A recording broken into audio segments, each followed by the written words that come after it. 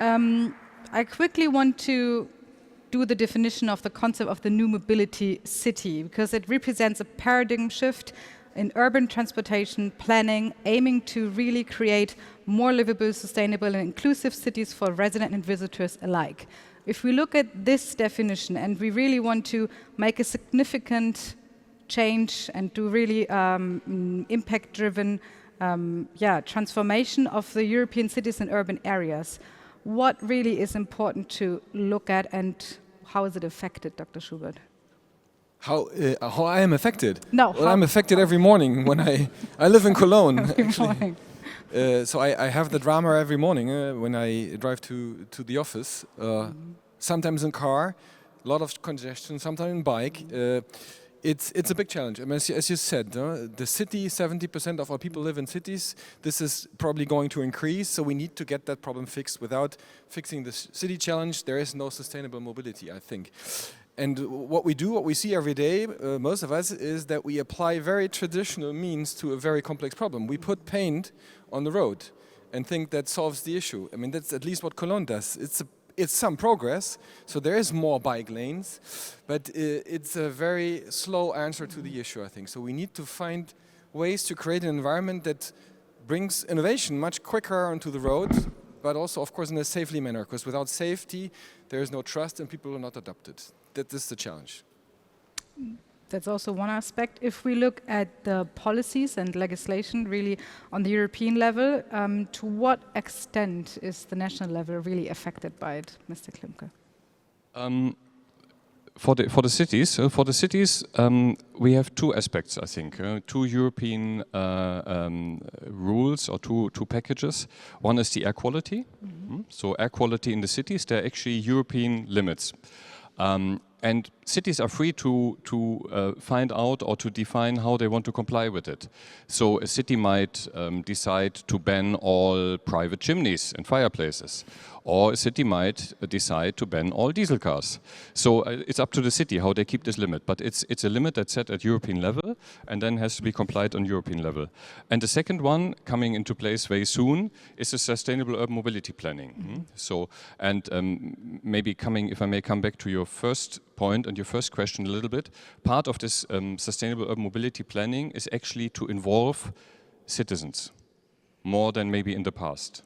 So this planning is not done by a couple of people in the city hall. It's not meant to be done like that, but it's meant to involve everyone in the city.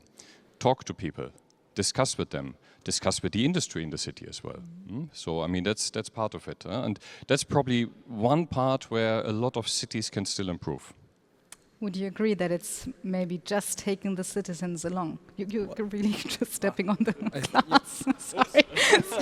I'm trying to get you up. Water damage here. Yes.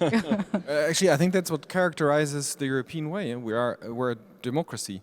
We don't have an entity that tells people what to do, and we don't rely simply on the power of technology. We want to create a framework that is for the benefit of our people. So I very much like it. On the counter side of it, of course, this is the much more complex approach, right? It involves discussion and it creates complexity, ambiguity, and people are stressed by that. So what I say is, it's the most sustainable way, but it's going to take a little longer, I guess. It needs a bit of courage sometimes from the mayor. A good example, the mayor of Ghent. Anyone has been to Ghent? Yeah. Or if you haven't, you should. It's a beautiful city. It's Everyone else is going. And the mayor, who's actually not from the Green Party, but from the Liberals, he decided that they want less cars in the city and more cycling and more walking.